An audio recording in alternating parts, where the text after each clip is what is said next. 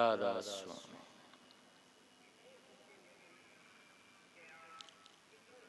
राधा स्वामी दयाल की दया, राधा स्वामी सहाय,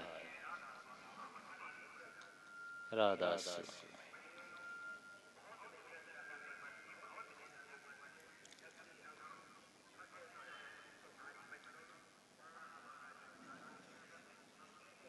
माताओं, बहनों, प्रेमी, सत्संगी, मैं कोई गुरु नहीं हूँ। मैं तो आप लोगों का आशीर्वाद लेने के लिए आता हूँ। मैं थारा भाई हूँ, थारा पुत्र हूँ। ना मैं कोई लंबी चौड़ी किसी के साथ कोई लड़ाई लड़ना आया। यहाँ आने के बाद मेरे को पता चला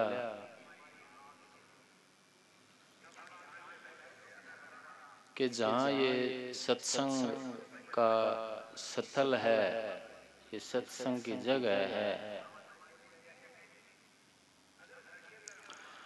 इसके सामने दणोद सत्संग का आश्रम है।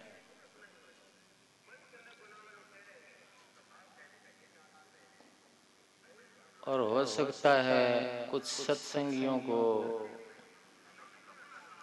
ये ठीक ना लगे हो, तो उसके लिए मैं माफी चाहता हूँ।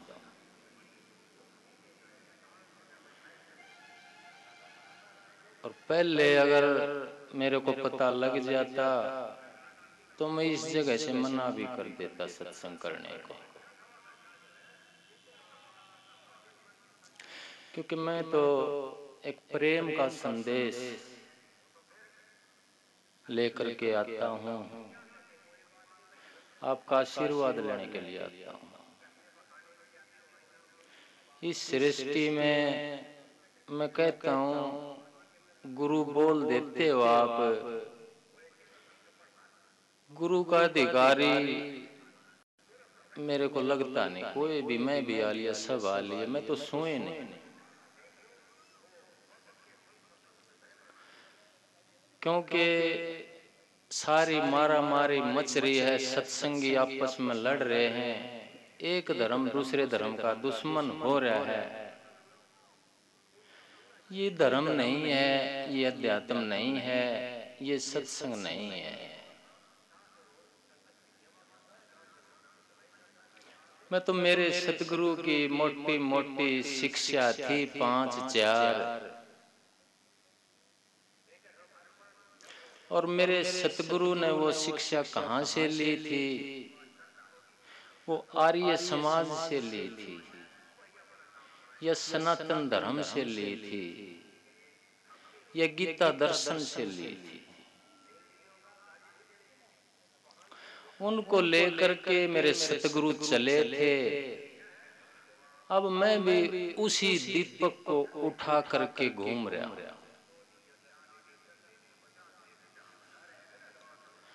मैं तो कोशिश ये कर रहा हूं कि वो शिक्षाओं का जो दीपक था, जो तेल था राम नाम का, वो दिया था, वो बुझने ना पावे। मेरे सतगुरु करणी के धनी थे, राधा स्वामी दयाल परम संत ताराचंद जी महाराज दणोद में हुए हैं। और उनके हुक्म से ये काम मैं आज बजा रहा हूं।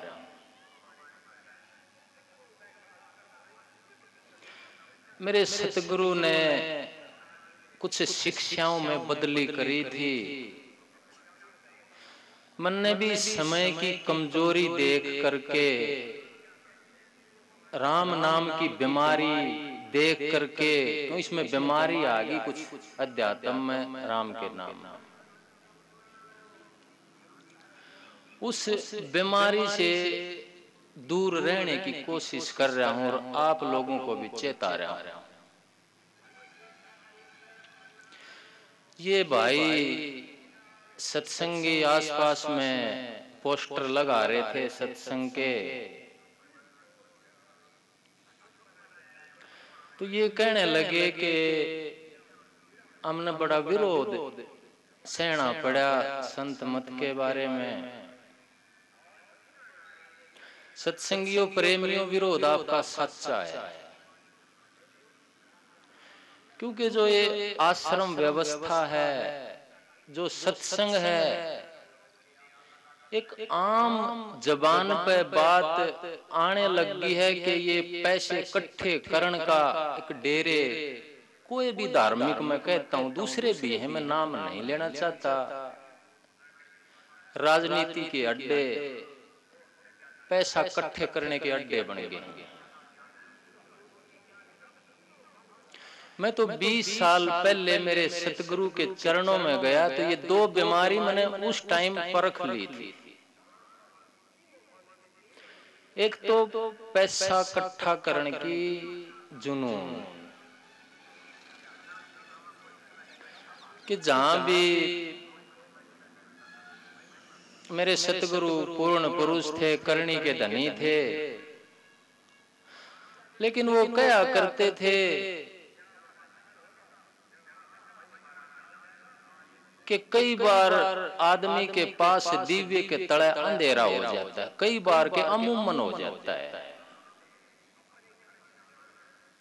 और धीरे धीरे स्वार्थ राजनीति, जहां भी पैसा इकट्ठा होता है, कुदरत है कि राजनीति और स्वार्थ आएगा वहां पर।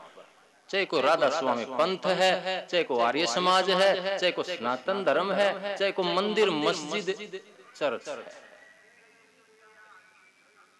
राम के नाम के लिए इन चीजों की, माटी की दीवारों की जरूरत कहां है। इसलिए दो फैसले मैंने जिस टाइम सतगुरु के चरणों में गया ये कर दिए थे, उसी टाइम पे फिर सतगुरु की प्रेरणा भी इसी तरह मिली कि अगर सतगुरु ने मेरे से ये काम लिया तो मैं किसी से पैसा नहीं लूंगा। दूसरा, किसी आश्रम की स्थापना मैं नहीं करूंगा। क्यों? क्योंकि कबीर साहब की बाणी पढ़ ली मैंने कहीं से। कबीर साहब क्या कहते हैं, नानक साहब भी बोलते हैं यही बात कि अगर गुरु हिंदू है, हिंदू धर्म में जन्म है उसका, गुरु का कोई धर्म नहीं होता, फिर भी मान लो बन रहे हैं गुरु,